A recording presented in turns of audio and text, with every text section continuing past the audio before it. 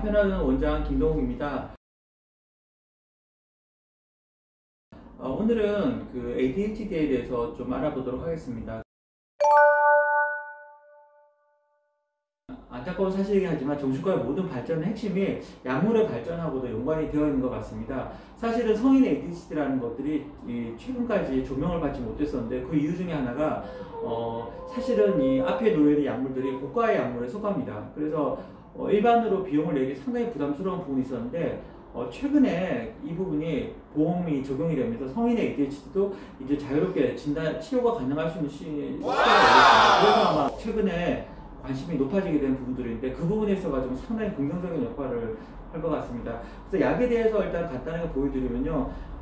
일단 콘솔타라고 되어 있는데, 이 제제는 가장 기본적이고도 또 많이 쓰이는 제제입니다. 그래서 보통은 저희가 8시간에서 12시간 정도 효과가 간다고 하는데, 보통은 아침에 한 9시, 8시에 약을 드시면 저녁 한 3시에서 6시 정도까지는 효과가 갈 수 있는 정도로 보시면 될 것 같습니다. 이건 꼭 일치하지는 않은데, 제가 환자분들 얘기를 들어보면 그런 부분들이 있는 것 같고요. 그리고 여기 보면 이렇게 메디키넷이라는 약이 있는데, 메타데이트도 해당되는데 중간 단계 약입니다. 그래서 아마 이제 약을 먹게 되면 한 오후 1~2시 아니면 점심때까지 효과가 정도 간다고 얘기를 하시더라고요. 그리고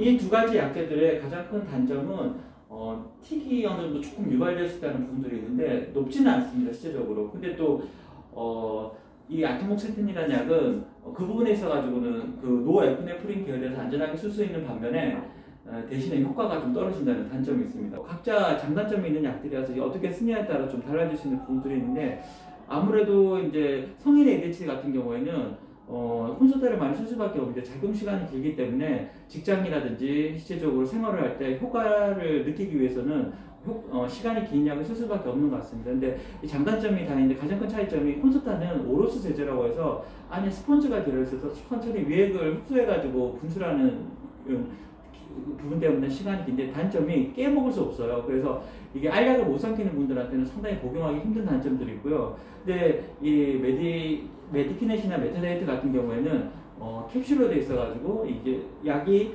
알약을 삼기 힘든 경우에는 작은 알갱이로 녹여서 드실 수 있는 부분은 장점이 있을 것 같습니다. 그래서 아마 이 부분들은 담당하시는 주치의 선생님과 상의하셔가지고 각자 적절한 효과를 보고 또 부작용을 조절하면서 드시게 되면 상당히 도움이 될 것 같습니다. 이제 성인의 ADHD에서 가장 큰 특징이 뭐냐면, 제가 볼 때는 어린 아이들보다는 초등학생들보다는 양이 좀 적게 써도 효과가 있는 부분은 있는 것 같습니다. 그리고 또 한편으로는 이 가장 큰 단점이라고 할 수 있는 게 식욕이 좀 떨어지는 부분들이 있습니다. 그리고 밤에 늦게 드시게 되면 잠을 잘 못 주무시게 되는데, 성인 같은 경우 식욕이 떨어진다 그러면 상당히 좋아하세요. 초등학생들 부모님들은 식욕이 떨어진다 그러면 기겁을 하시는데, 키와도 관련이 있어가지고. 근데 성인 같은 경우에는 식욕이 억제될 수 있다는 얘기를 하니까 상당히 좋아하시더라고요. 근데 저녁에 몰아먹게 되는 단점이 있긴 하지만, 그래도 어쨌든 그런 부분이 있다는 걸 이해를 해주시면 아마 치료하고 또 약을 선택하시는데 도움이 되실 것 같습니다. 치료를 하다 보면요, 조용하고 아무 문제가 없어 보이는 친구인데도 불구하고 집중력이 떨어진다고 해서 우울증으로 치료를 시작한 지 한참 후에야 이제 이 약을 쓰게 됐을 때 월등히 기능이 좋아진 경우도 볼 수 있고요. 또 어떤 경우는 연세가 좀 드신 분인데, 저희가 그 종양내과 검사를 통해서 ADHD 진단을 받고 나왔을 때 저희가 연세가 있음에도 불구하고 그 ADHD 약을 썼을 때 상당히 효과가 있는 경우를 볼 수 있습니다. 그래서 이게 제가 임상의사로 진료를 하면서 보면 볼수록 참 알기 힘들고 또 진단하기도 힘들고, 그렇지만 정말 잘 진단이 되고 치료가 되었을 때 효과 또한 확연하게 볼 수 있는 정말 참 특이한 질환에 속하지 않을까 하는 생각을 하게 됩니다. 그래서 오늘 말씀드렸던 부분은 성인의 ADHD와 관련된 부분들인데요. 이 부분을 통해서 도움을 많이 받으시고, 또 사실은 이제 성인의 ADHD, 저도 사실 실수를 많이 하고 돈 먹어리는 편이라서 옛날에 이런 약이 있었으면 저도 먹었을 것 같습니다. 그런데 제가 생각할 때는 세상이 좀 더 복잡해지면서 더 나은 기능을 필요로 하는 것 같고, 또 한편으로는 자신의 능력을 극대화하는 부분들이 필요한 것 같습니다. 그래서 그런 의미에서 삶의 질을 높이는 가장 중요한 어떤 과정 중에 하나로 이해를 하게 되고 말씀을 드리는 건데요.